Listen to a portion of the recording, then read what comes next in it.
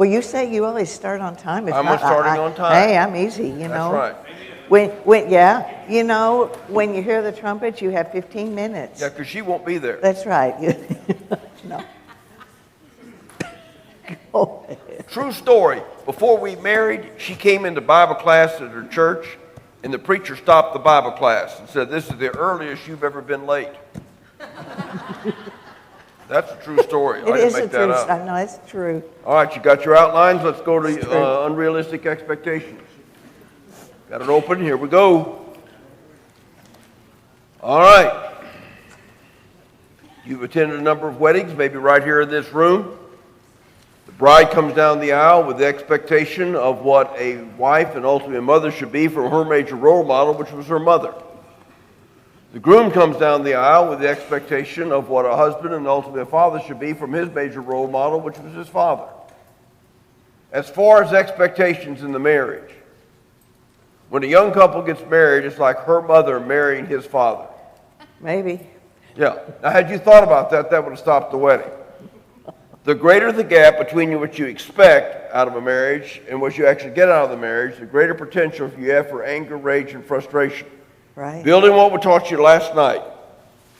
Unrealistic expectations, which become unmet expectations, is the source then of all anger. Now, we will begin, expectations, by the way, can be unrealistic in a couple of ways, different ways. We'll begin the session with the first way, end the session with the second way, but initially expectations might be unrealistic because they're just unreasonable. They are rooted in a world of impossibility, a world that's just not going to happen. Case in point, let's assume we have an imaginary couple, Tammy and Don, with us this evening, and each of them has an expectation of the other that is not going to happen in a real world.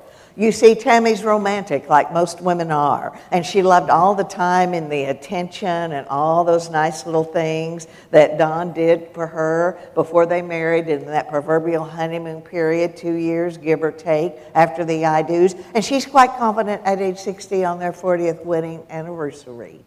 He will still be hovering over her with that romantic intensity.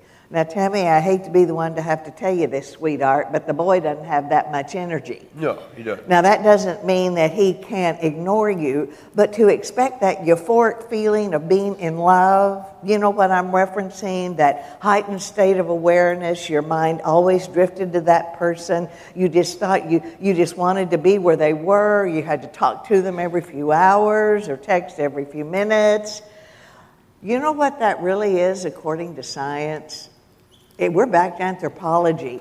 It's two chemicals in your brain, dopamine and norepinephrine, that are tricking you into getting married, to finding a mate. It's the truth. It really is. Now, they're elevated at that, and so that euphoric falling in love stuff, it also is a scientific fact around year 2 of the relationship, the marriage, the stuff dies out. Now, that doesn't mean it goes dormant, but it levels out. Why? The human being cannot live in that state of heightened awareness. And so when people come and they say, well, I just don't feel that butterfly in the stomach, I just don't feel that euphoric feeling in love, I say, well, welcome to the real world. That's called adulting. You know, people don't live there. And so that's unrealistic, not going to happen. Thank you very much. You can't run a windmill without water, is that right? Okay, now, but you see... Where'd you come up with that? I think I heard you say it years ago. Yeah. I've said a lot of things years ago. I know. Okay, All right. go back on the subject. Get back on the subject. I was interrupted. Yeah. Okay. I didn't say a word. It was okay. Jack that brought the water. Oh, okay. All right. Now, what was I saying? Oh, I know. Okay. Don's not much better. You see, he is an avid sports fan, and of every sport, major sport, and he's quite sure, because Tammy loves him, that she will learn all the rules of all the major sports, the players, and watch with him in rapt attention as much as he wants to watch or listen to the sporting events. Don, that's not going to happen. She's not you. That's not going to happen. Okay, let's modify. What if Tammy and Don are able to modify their respective expectations into something reasonable, realistic? but both of them are selfish. Neither has the servant heart. The rest of this story at the end of the session. Sounds like a bad soap opera. Bad soap opera. All right, what are some of the expectations in the marriage? Number one, if I can marry this one person, all my needs will be met. Hello. Only happens in Hollywood. There is no way you can marry one person and have all your needs to be met. It just doesn't work that way. Man went to the doctor, and the doctor said, "How am I doing?" He said, "Well, looks like you're in bad shape. Looks like you're going to die." He said, "Well, is there some things I could get where I could live longer?" So, yes, there's some things you need to live longer. And he said, "Well, what are they?" He said, "Well, I can tell your wife. Would she be interested in helping you live longer?" "Absolutely." So he goes home and says, honey, looks like I'm going to die. There's some things I need from you to live longer. She said, "Well, what are they?" He said, "I don't know. Go to the doctor." So she goes to the doctor and says, "What does my husband need to live longer?" "Well, he needs 3 good meals a day, wait on him hand and foot, never disagree or argue with him, give him the greatest loving he's ever had. It's the only way he's going to live longer." She said, "Doctor, are you sure?" He said, "Absolutely." So she goes back home, and husband says, honey, what did the doctor say?" "Doctor said, you're going to die." No way are we going to do all that. Now, here's the thing we want you to see. God would not create a relationship that would compete with our relationship with him. And this is what Lynn was trying to tell you about the God hole last night. The only way you fill the God hole is with God. You don't fill it with another person. You don't fill it with recreation, pornography, addictions, or whatever it might be. See, you were not made to live outside of a relationship with God. You were not created that way. It's only God who can fulfill those needs. It's only God can give you unconditional love. It's only God there's no chance then of abandonment. You can take a bird out of the air and plunge him underneath the water and he'll die. Why? God didn't make him to live there. Take a fish out of water, throw him up in the sand, he'll die. Why? God didn't make him to live there.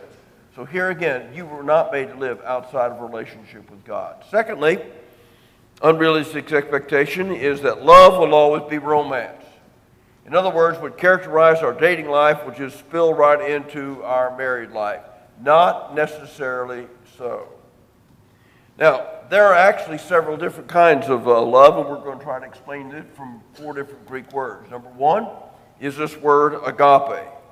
Agape is the decision to bless. I want what's best for you. It's the cement of the marriage. It's the hallmark of the marriage. We started this thing, and we're going to take it then all the way to the end. If you've not experienced this already in your marriage, there are going to be days that you do not like your spouse. That's really true. Like the days they give you a hunting knife or a camouflage kimono for Christmas. I'm just saying, that's all. I'm just saying. Or the days they give you a burnt offering and call it supper. You know, that's to say, hey, we're going to see this thing through. Now, it's not the unconditional acceptance of sinful behavior. Again, we hit this several times in our conference. Agape love stands against any behavior that's sexually immoral, illegal, unethical, or hurtful. When you put up with any behavior that answers yes to those questions, you are in basically a codependent situation. So agape love, cement of the marriage, hallmark of the marriage, we began it, and we're going to take it all the way to the end. And see, here again, keep in mind that don't confuse the agape love with the codependent love. God agapes us, but he stands against any behavior that answers yes to any of those questions. And we have to keep that in mind at all times. Next is the word phileo, friendship, emotional closeness. Marriage and relationships are living things. Therefore, they're constantly changing. Why? Because we're changing. You're not the same person you were 10 years ago or 20 years ago. People assume, and even in a marriage relationship, that once we develop a tightness or relationship, that will continue forever on. That's just not true. In other words, anything that's not maintained will basically then die. One of those things that created friendship are no longer urgent. Urgent things become laundry and email, TV, recreational pursuits. And the things that were really important then begin to die out. The important things like kindness, listening to one another, communicating or push back. Many times what we find come couples then, after about 8 or 9, 10 years of the marriage, they no longer have closeness. They no longer have that tightness that they used to have at the very beginning. And unfortunately, they say, well, you know, we're no longer close. Let's get a divorce and start over with somebody else. The lack of emotional closeness, ladies and gentlemen, is nothing more than a red flag. It's trying to get your attention. Say, look at this thing. If you lack that emotional closeness, it can be recreated. It takes not one, but two servant hearts determined then to make the relationship a priority. You might have to tell children no, good works no, turn off the TV, put the internet aside, and invest in one another emotionally. This is where it comes down to that 30 minutes a day that we talked to you earlier about. And again, tomorrow night, we'll delineate exactly what you are to do. So when you invest in that, it can then be recreated, it can be brought about again. Next is this word eros. This is the love of romance. Hopefully what characterizes your dating life. Everybody doing nice things and smelling nice, looking nice, and so on. Sometimes we have a chance to do counseling. I'll ask the young lady, I says, is this a young man that you're planning to marry? Is he a gentleman? Well, does he open the car door for you? Well, maybe no. Does he send you a rose now and then? Well, no. A card now and then? No. But she said, now he promised as soon as we got married, he'd start doing all those things. I say, look, sweetheart, he's on his best behavior now. After the I do's, it's a slippery slope and he's going downhill. Now, not the hallmark of the marriage, not the cement of the marriage, but needs to be sprinkled throughout the marriage. The fourth word, epithemia, really doesn't mean love at all. We use it in this category tonight simply because our language puts this word as a synonym for love. Technically, the word epithemia means a strong desire for anything. We use it tonight the way it is often used in the Greek language, and that is the strong desire for the sex act, the strong desire for the physical union itself. Now notice, as Jerry said, we're using Greek words simply because the Greek language was much more specific, referencing love. We abuse that word, correct? We love a house, we love a car, we love a TV show, we love a crossbow. I think chocolate should be a basic food group. I don't know about you. And we love a person. You know, how ludicrous. Well, we're trying to be a little bit more definitive tonight. Now, this word epithemia means a strong desire. Why is it in this category? Well, simply because when we reference a couple making love, what are we usually thinking about? They're having sex, correct? It may or may not have anything at all to do with love. Now, we will address sexuality very maturely, very openly, honestly, but also very tastefully.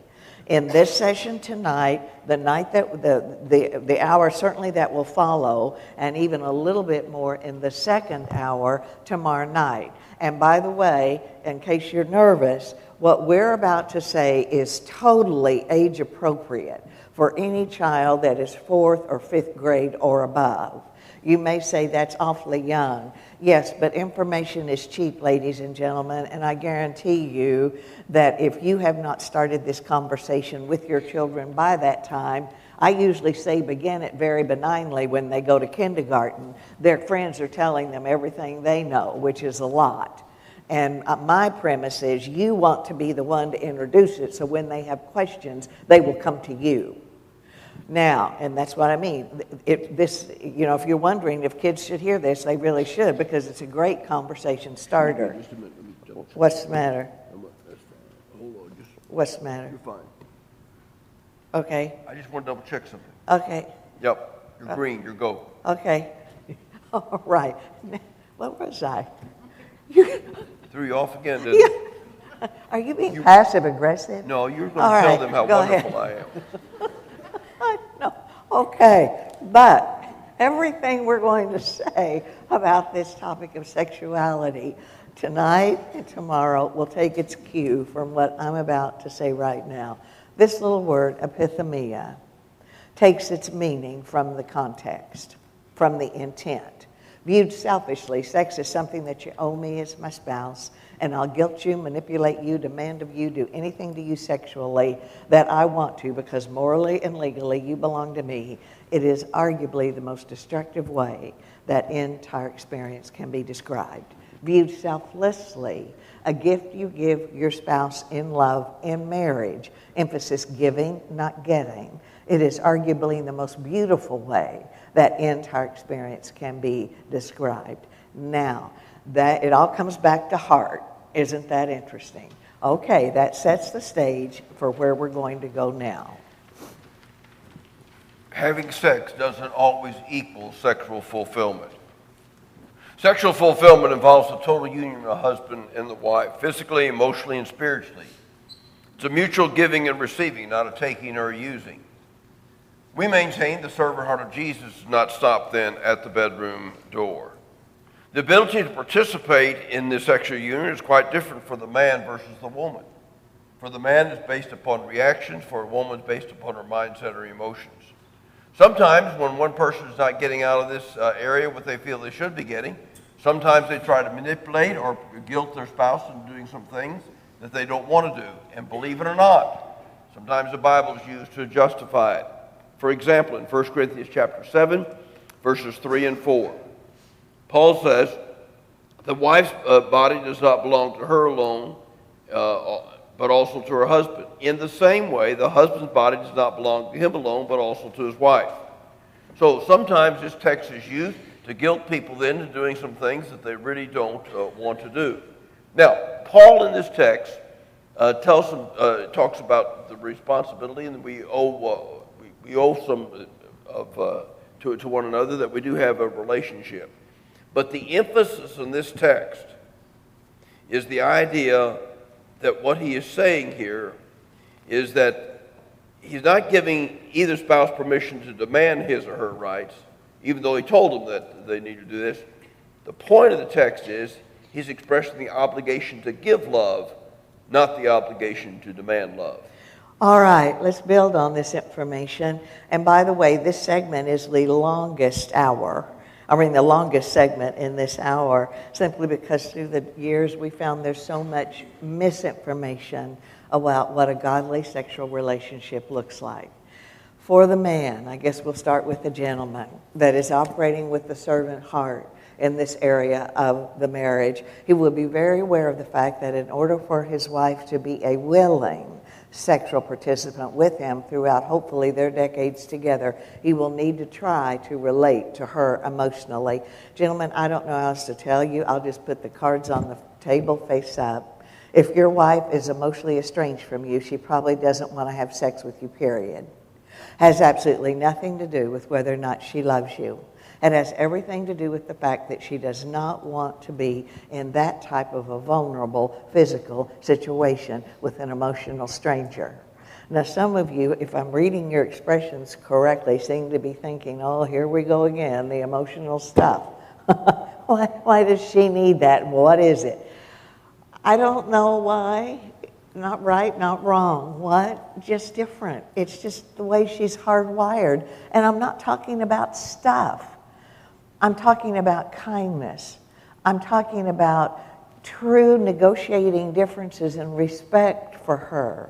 I'm talking about true conversation and true communication.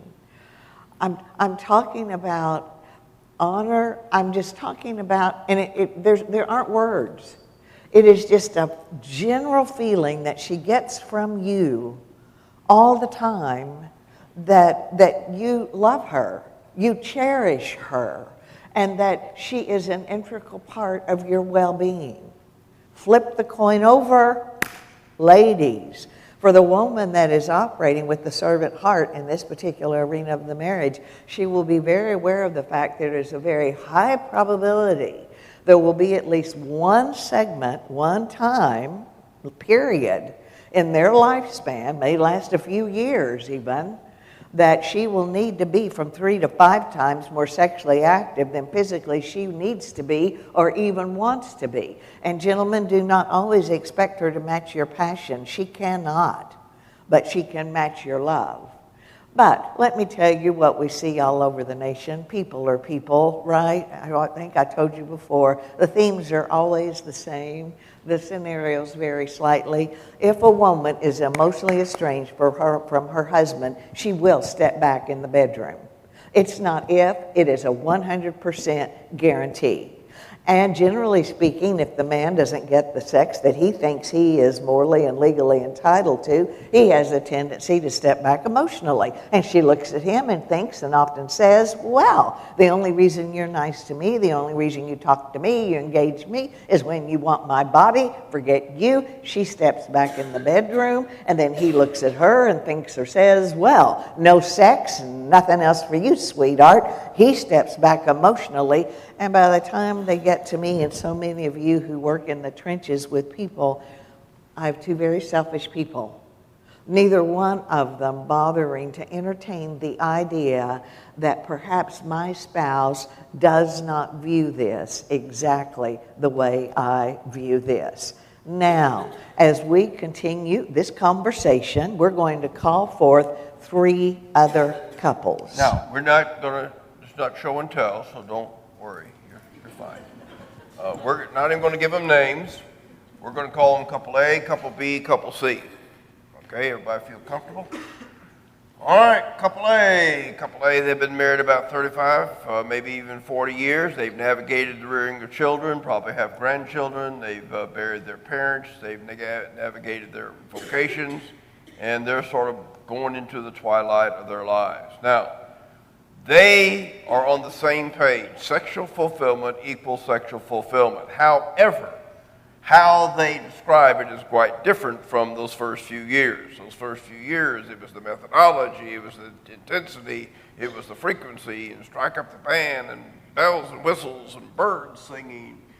Not that way now. Now, to them, sexual fulfillment might be a walk in the park. It might be a cup of coffee out on the back porch. Now, they engage in the act from time to time, but that's not the center of it. Somebody says, well, you guys are sick. If you don't have sex 3.5 times a week, there's something wrong with you. And where they get the 0.5, I'm not sure, but that's just what the statistics say.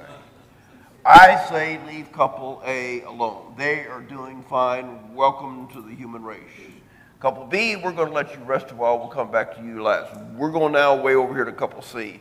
Couple C have been married about 8 or 9, 10 years. And I mean, it's not good sex for them unless it's the sex of their young love. Again, the frequency, the methodology, the intensity. Now, they are on the same page. In words, they're the direct opposite of couple A over here. They're on the other side of this thing. Now, unfortunately, what's happened is they think, well, we don't have it like we used to have it in those first few years. Unfortunately, many times this is where they begin to go into the world of pornography. We're going to give a little advice over here to couple C. And that advice is basically to stay out of the romantic entertainment world. We don't know of anything that has been more destructive than the secular romantic entertainment industry, because what it does, it creates a world that really doesn't exist. And it fosters dissatisfaction. I mean, in the real world, bodies are not always beautiful or well-dressed. In the real world, people don't live their lives in coffee shops. They get up and go to work, and they work hard. There's nobody that comes along and cleans up the set at the end of the day. So what we're telling then couple C over here to get out of that world of dissatisfaction, because basically it's going to kill the kind of relationship that you should have. Now, couple C, and a word to them and all of us who are eavesdropping on this particular conversation, what they want, the same passion level, intensity, maybe even methodology, frequency, all of those things that they had at year 1 or 2 of their relationship, now at year 10 or whatever their relationship would be, is biologically, scientifically impossible to have simply because age affects hormone level. Ladies and gentlemen, we all have a terminal illness. It's called life. We're all dying, just in increments. Now then, for the next few moments, let's just go to the pure science of what happens to raw libido. The raw libido. Jerry and I call it the pig, cow, dog stuff. Yeah, the urge to merge. That's right. Simply because it is sheer anthropology. If we have opportunity to talk to our young people, they'll kind of, they say, what? I said, yeah, pig, cow, dog stuff. The only thing that separates you from a pig, a cow, or a dog, or another animal is that hopefully you have a moral compass and you have ability to reason and a mind to think, because it is a reflex. Animals hook up when they're in heat or in rut or whatever it would be. When a human being is presented with erotic material, they will become sexually aroused. It's that SR chain. It is just as primitive. It's base of the brain. It is survival, right? Food and sex, easy to overindulge because of the pleasure centers of the brain. We're getting to that in the next hour. Now then, let's look at what happens to raw libido, male and female, according to the science.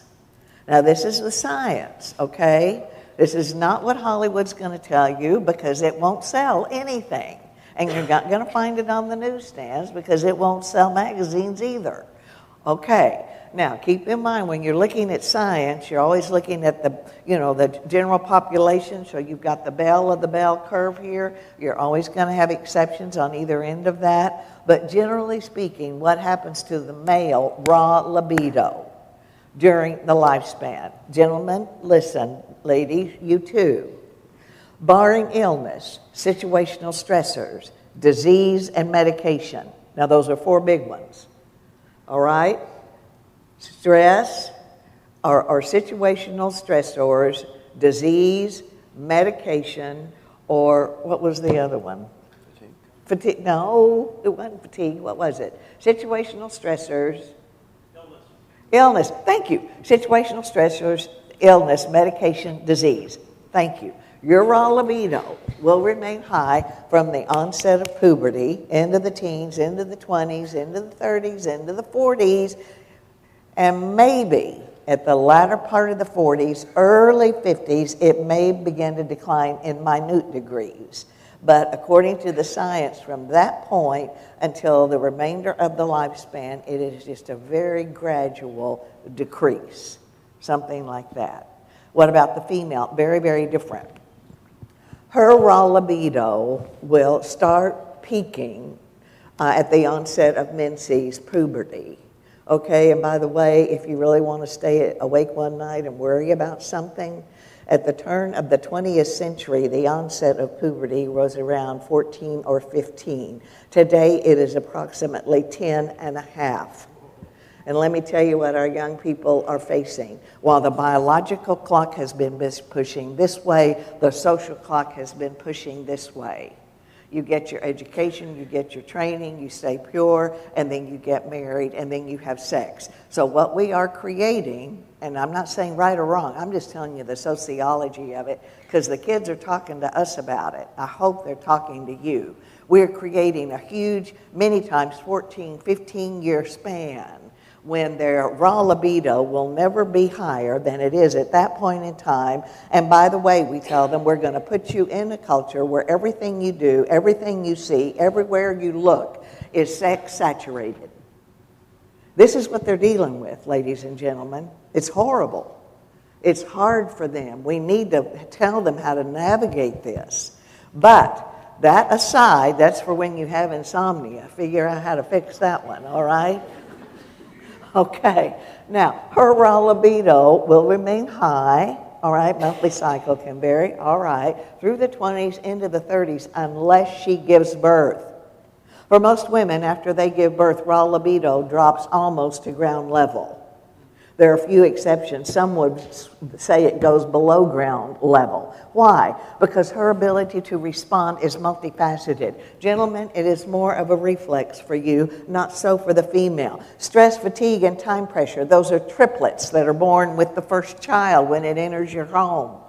And those triplets will stay with that mother until the launching of the last child. She is a mother, right?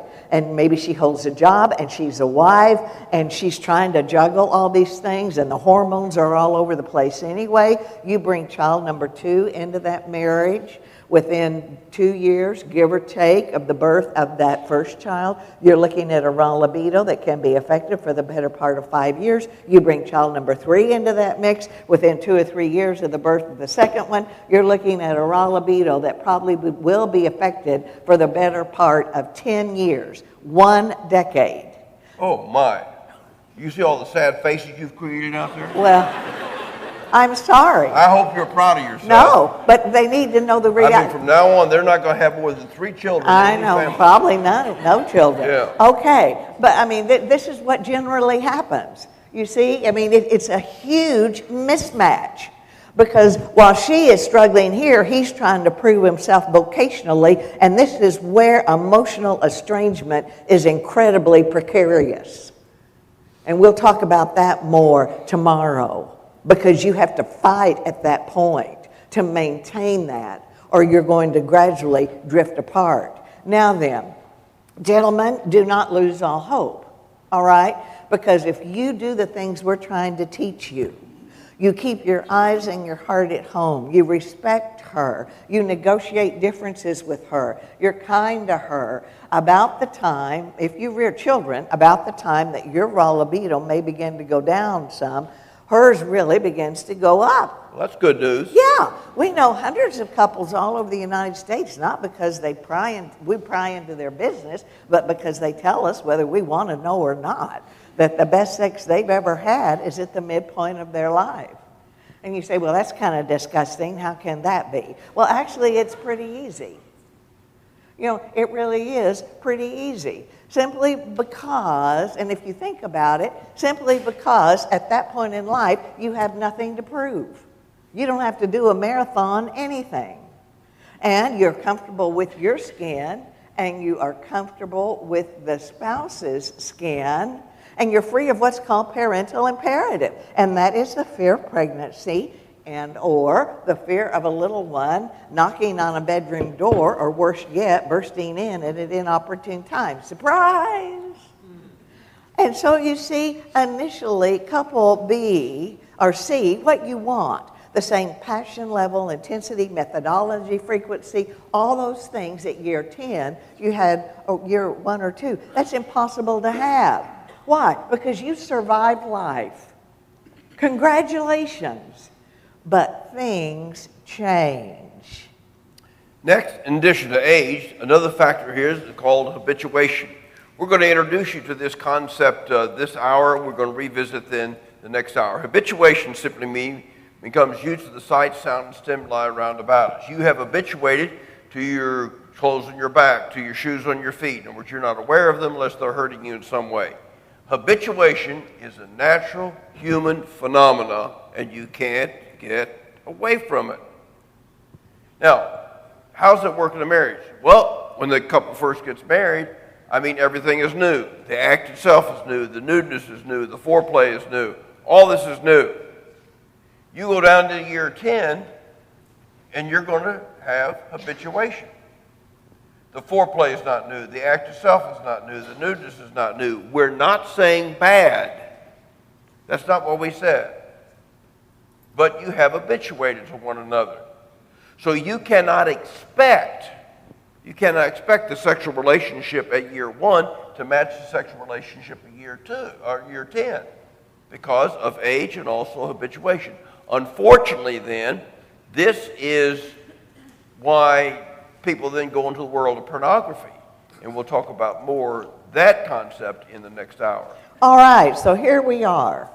What are we going to tell couple C? They want more passion in the bedroom, but they don't want to do anything sexually immoral, illegal, unethical, or hurtful. Is there an answer? What are we going to tell them? What advice do we give? Ladies and gentlemen, the answer is so simple. It's always been with us. In fact, it came with the instructor's book. I'll refer you to the greatest sex manual that has ever been written. It's called the Song of All Songs, or the Song of Solomon. And if you've never read that book, really read it with your spouse, you've missed out on something. You have. Because within those very few pages, you have a beautiful expose, a bedroom passion. It doesn't matter if a couple has been married 5 minutes or 65 years, it's the same for every couple. You won't find any sex toys in there. You won't find anything downloaded from the internet in there. You won't find any pornography in there, and you certainly won't find a third person in the bedroom. You will find one man, his wife, revealing the secret of the ages. And ladies and gentlemen, it is so simple that we have looked right over it. What is it? It is really the difference between making love and having sex. You see, animals are capable of having sex, right? They hook up. Human beings are capable of making love. And what that really should mean is slowly exploring the other's body, seeking to please above seeking to be pleased. Just read the book. The servant heart is all over it. I didn't make it up. Are there benefits back? Absolutely. But that's not the import of the book.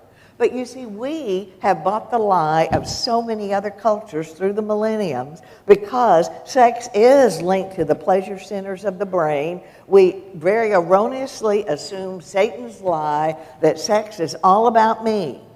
And as long as I get what I want the way I want it, and I don't care, and especially if a spouse is legally bound to me and they're collateral damage, it's their problem. No, it flies in the face of the servant heart. The emphasis is in the book is giving, not getting. Now, let's get more specific here. I know some of you are saying, slow what? We don't do slow anything. We have children, we have jobs, we have aging parents, we have obligations. I know. It's a fast-paced world. So, you will need some quick sexual encounters for physical release. But, mark my words, for every 3 to 5 quick sexual encounters you have, I would highly advise you to carve some time out for each other. Ladies and gentlemen, life is nothing more than a series of choices and trade-offs. Everything you get, you're going to give something else up in every area of your life. And sexuality is no exception to that. Plan an afternoon meeting. They can be very romantic. Plan an evening away, or a weekend away, or don't plan anything away. Just stay at home. And if the children are younger, you put them to bed and then you retire.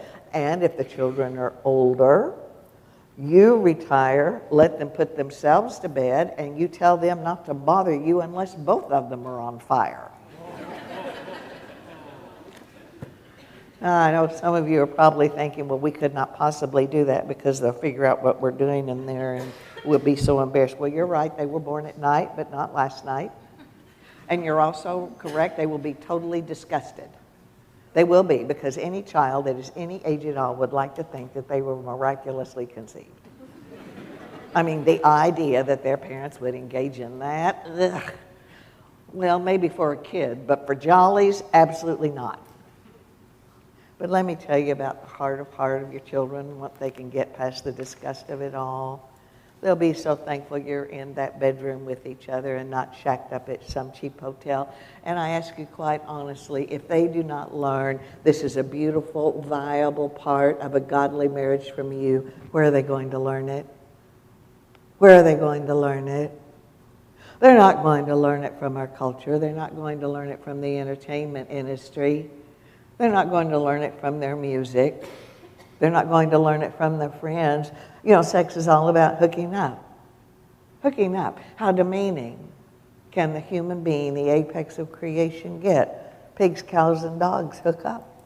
Get on your mobile device, find somebody that's in the mood, meet them for 20, 30 minutes, you have to know their name, anything about them, never see them again. How demeaning can the apex of creation be?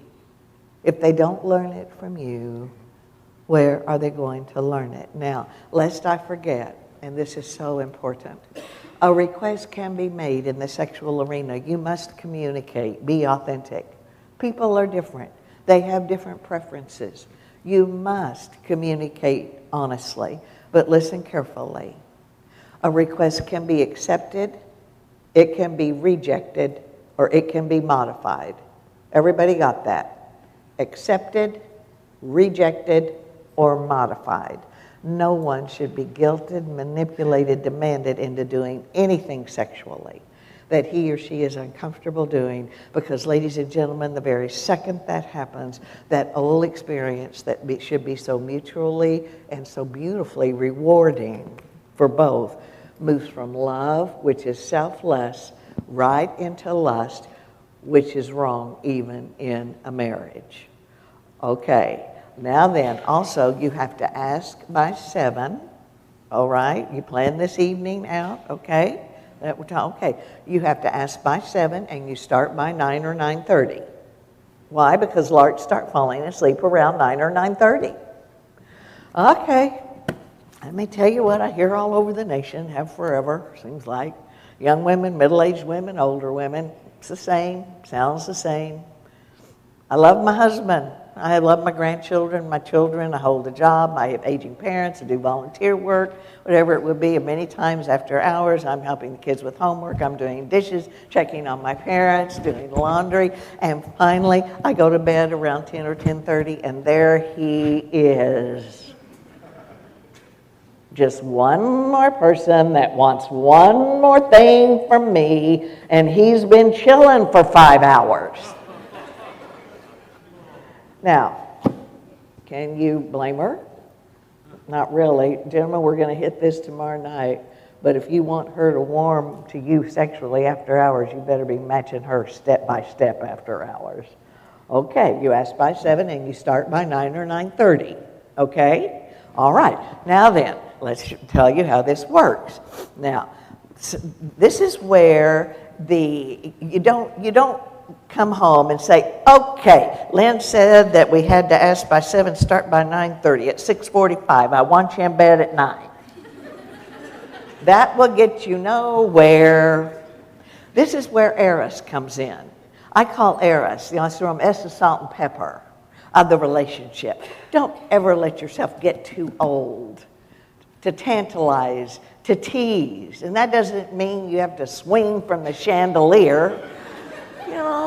No, but you flirt. Don't ever let yourself get too old for that. Some couples use music. He's in the mood, he'll put on his music. She's in the mood, she'll turn on her music. Now, if you hear your spouse's music playing around 6:45 or so and you're not there, you don't look at your spouse and say, you have got to be kidding. I mean, you can be a little nicer, say, this isn't a good time. How about tomorrow? How about the next night? Whatever it would be. And by the way, a side note, I know some of your heritage because I share it.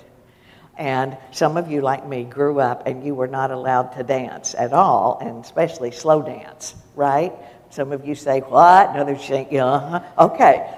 If you are one like me and you were not allowed to do that growing up, what was the reason you were given? Because of what it would lead to. It's nothing more than vertical foreplay. I've heard it 100 times. Okay, if that is the case, gentlemen, I ask you very respectfully, what are you waiting for now? What are you waiting for now? Feelings and emotions are triggered by sights, sounds, and smells. Most women would find it incredibly romantic if their husbands would go to the trouble to buy that music of that young love, that euphoria when you were falling in love, your music, your era, your decade. Buy that music, buy that same aftershave or whatever you wore during that same period. Some nights you come home, you clean up really good, you put on that stuff, you dim the lights, you put on that music and you slow dance with her. My guess, it's going to lead to something, and I'm not talking about dancing lessons. Some couples use candles. He's in the mood, he lights his candle. She's in the mood, she lights her candle. Now, if you see your spouse's candle burning brightly around 6:30 and you're not there, you don't go over and blow it out. Again, you can be a little nicer than that. Just be, hey, look, I'm not there. I'm not there. This little light of mine, I'm going to let it shine. Oh, this little light of mine. Stop it. All around the neighborhood. Stop it. Don't, you're going to get us thrown out of here. Yes, you are. Don't let Satan. I know how your mind works, and you're ruining You're ruining this for all. Put it in the. Please don't. Okay. Next Sunday, Steve, I want your song leader to sing first song. This little light of mine, I'm going to let it shine. Now, y'all laugh, right? And the rest of the church that should have been here will sit around. What's going on? What's going on? And after he sings this little light of mine, you ought to sing. Light the fire. Oh, stop. They will never sing those songs again without laughing. Third song is Send the Light. Stop it. I'm on a roll, baby. I know you are. Just stop it. Yeah, now look, okay, turn your additional resource list, go to page 2, and look under sexuality, page 2. Under general information, the bottom of the page 2, you see a book by Sheet Music by Kevin Lehman. This is actually a commentary on the Song of Songs dedicated to his daughter. Outstanding book. You would really enjoy that. It would really work well for you. Now, we've gone to couple A and couple C, and now we're going to go back to couple B. We've let you there. Thank you very much for waiting for us. Couple B, they're not on the same page. They're not on the same page. I mean, the sexual fulfillment, as far as he's concerned, it's 4 times a week. As far as she's concerned, it's once a month. Who said you would always be in agreement? We read a study the other day that I thought was very interesting on research on longevity, marriages that last through the decades. The researchers said less than 11% of the time will you be on the same page sexually. Would you repeat that, please? Less than 11% are you going to be on the same page sexually. That's why communication, which we taught you last night, is so very important. Gentlemen, you're going to probably have to be less sexually active than you want to be, or you're going to wear her out. Ladies, you're going to have to be more sexually active than you probably want to be, or you'll frustrate him. And again, here's where the servant heart and communication that we've already taught you in this conference comes in. Quickly, unrealistic expectations. Financial matters will never be a problem for us. Hello. I don't know of a couple somewhere that finances sometime have been a problem. What about your money, my money, God's money, whatever it is? It's going to be probably an issue. We brought nothing in this world. Obviously, we take nothing out. Again, going back to your additional resource list, go over there on finances, which is page 2. A lot of great books there. One by Steve Diggs, on No Debt, No Sweat, is probably a very fine book that we have recommended to a number of people. Now, these books can pretty well fill you in on a number of areas, so we're just going to skirt right over this issue. First of all, we need to prevent debt. The question is then, what causes debt? First of all, usually lack of contentment. A person is not happy with the lifestyle they have, and they want more. Secondly, a desire then for security, thinking that things, bigger house, bigger cars will give you security. And then sometimes search for significance. In other words, people are not recognizing you. People don't do the E.F. Hutton deal on you. And you want to be recognized. So many times, this is what leads then to debt. Next, let's talk about avoiding conflict. Avoiding conflict. How do you avoid conflict in this area? First of all, provide some accountability. How much can you spend without talking to your spouse? $50, $100, $200, whatever it might be. So accountability is going to be very important. Negotiate your purchases. Just because she bought a new dress, gentlemen, you don't go out and buy a Raven crossbow. That's a pretty good crossbow for those of you who don't know. But, Are you shopping? Is that it? I'm dropping a hint here. That's what I thought. My birthday's coming up. Now, negotiate your purchases. There's a difference, folks, between what you want and what you need sometimes. And you're going to have to work through that. Establish a budget. I don't know of a household that can be run today without some kind of a budget. And again, these books will help. If that doesn't help, find somebody who can help you in that area. Establish some good habits. What are some of the good habits? Delaying gratification. We find young couples particularly, they want the same standard of living that mom and dad have, and they want it right now. And they don't want less than the best. Next, avoid self-medicating. You've had a bad day, you feel depressed, so you grab the credit card and you go to the mall. You don't have a clue of what you're going to buy. Many times you buy things you don't need, then you go home and you feel bad about them because then you're going to have to pay for them. Next, beware of installment debt. This is where credit cards come in. Credit cards have been a blessing, but credit cards have been a curse. If you use a credit card, say, I'm going to pay this thing off every month. Because if you don't, folks, some of these credit cards will go up to 17% and 20% plus, believe it or not. And it's hard to get off that merry-go-round. So be careful about installment debt. Refuse co-signing. Well, it's my sister, it's my brother, it's my son, it's my daughter. A lot of friends have been lost over co-signing. Because you co-sign, then you're responsible for that. If they're not responsible people, then it goes on your credit reference, and that's probably not good. Plan for the future. In most cases, buying a house is a good thing to do. The housing market in our area, of course, is a little bit better now than it used to be, and I think it's probably the same thing here in Arkansas. Buying a good house, good part of town, probably will escalate in value. Your car. Your car says nothing about who you are. It says how you spend your money. If you want to go out in the parking lot, I'll show you my car. It's a 2002. 230,000 miles on it. And I'm still driving. And we have roadside assistance. Yeah.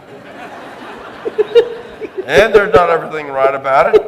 I had to duct tape my rear view mirror together, but you can't tell it because it's black car, black duct tape. In fact, I really haven't found anything that duct tape can't fix. But vacation. You realize you live in a beautiful state? You really do. A lot of good places to go. You don't have to go to California or Florida. What about retirement? Retirement, folks, is a tricky thing. This is where you need a good financial advisor to help you say, well, now, what's it going to take, and how's things going to be? I realize the market's been going up and down, but here again, your investments usually are pretty good. Emergency fund. If you become sick or illness, laid off, don't have a job, do you have enough then to carry you for the next 6 months or 9 months? So those are just some things, and some of these books will help you in that area. Quickly, my spouse. My spouse will always look and act the same way they do now. Not necessarily so. A lady came down to breakfast one morning and said to her husband, will you love me when my hair turns gray? He thought for just a moment. He said, I've loved you through all the other colors. Why not? Next. My spouse should always agree with me, and if not, change his or her mind.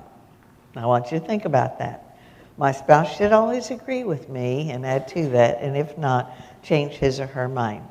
Okay, let's review a little bit. Do you remember last night when we were talking about some of the things that can drive an angry personality throughout the lifespan, unmet expectations, specifically when we narrowed it to that? All of that, I think, is in your notes. And we talked about the unmet expectations. I'm disappointed in myself, right? I can't be good enough, and I can't be perfect. All right. Now, those three we're going to work with tomorrow night. But you remember that fourth one? I can't control my spouse. I can't control my children. I can't control my friends. I can't control. Remember? I think the younger we are, the more we are quite confident that we can control our lives. And you wouldn't take that youthful idealism away from a young person or couple for anything in the world. We're going to be a good spouse, and so we know our spouse will always do the right thing. We'll have a good marriage, and we're going to really study parenting and be very diligent in parenting, and our children will grow up to be wonderful, godly people, and will never fly out of formation. And health-wise, we're going to really be proactive and exercise in what we eat, and we'll live a long, long life and very healthy. And all our jobs, we're going to prepare ourselves vocationally and be able to retire with a good income after years of successful business or job opportunities. Ladies and gentlemen, it's an illusion. It's an illusion. We do the best we can in all of those areas, but the only thing we really control at all is how we respond to life. I want you to think about that.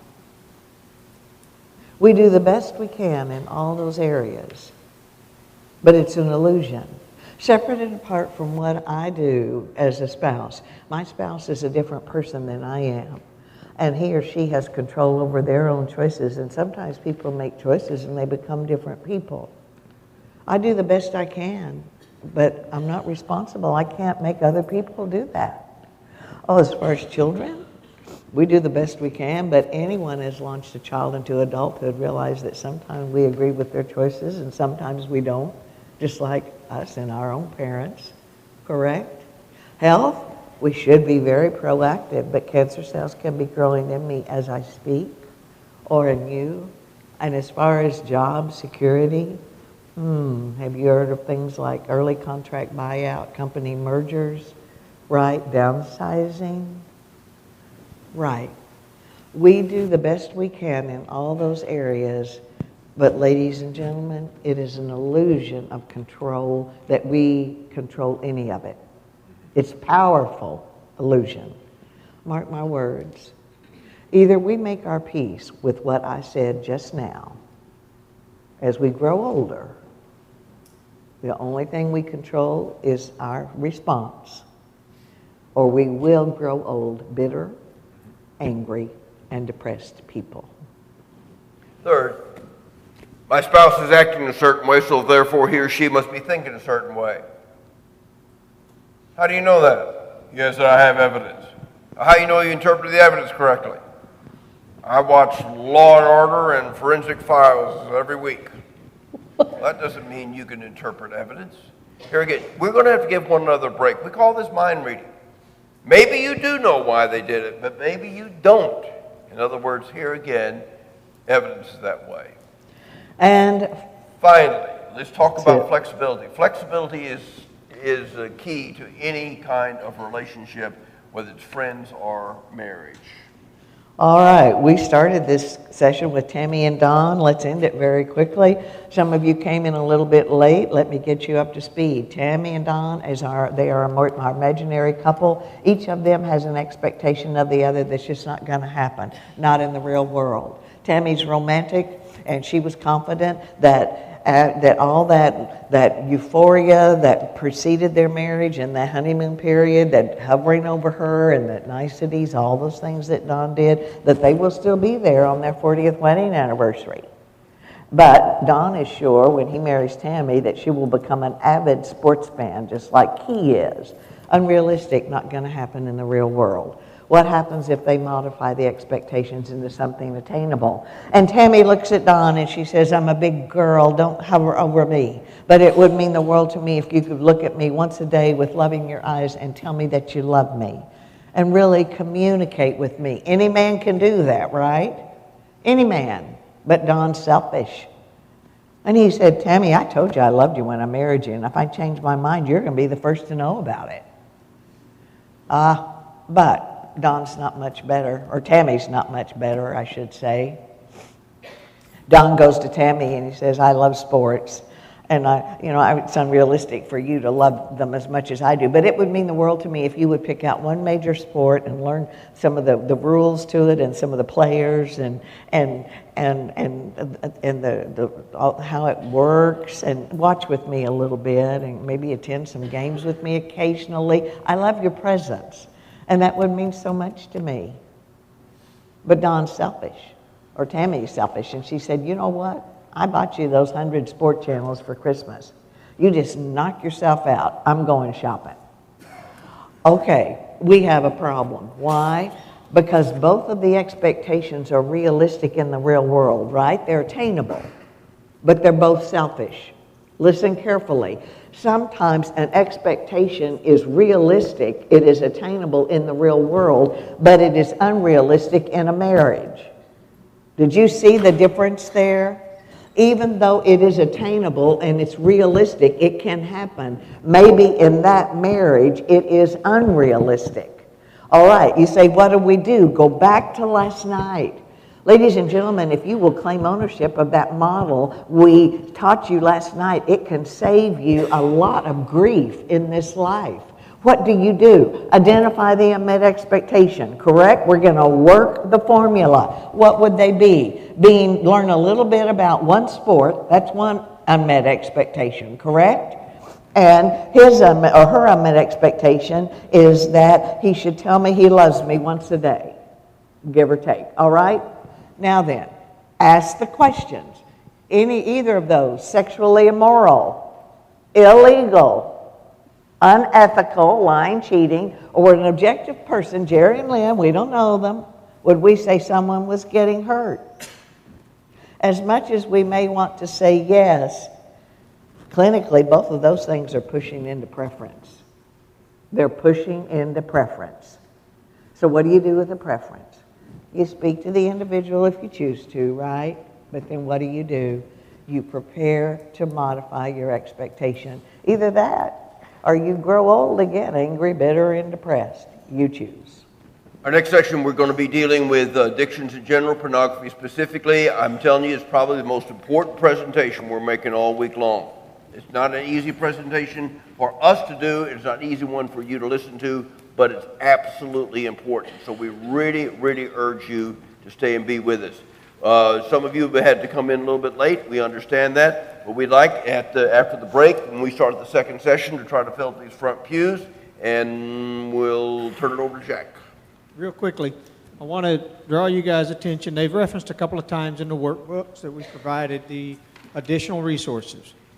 Take a look through the additional resources tonight after we leave or just as you go. If there's a topic that relates to you and your marriage or your relationships that is not addressed by one of these books or covered there, please reach out to Jerry and Miss Lynn, and you guys ask them what advice, what recommendations do you have for anything. There's a long list, and it's probably covered if you're thinking about it from a relationship standpoint.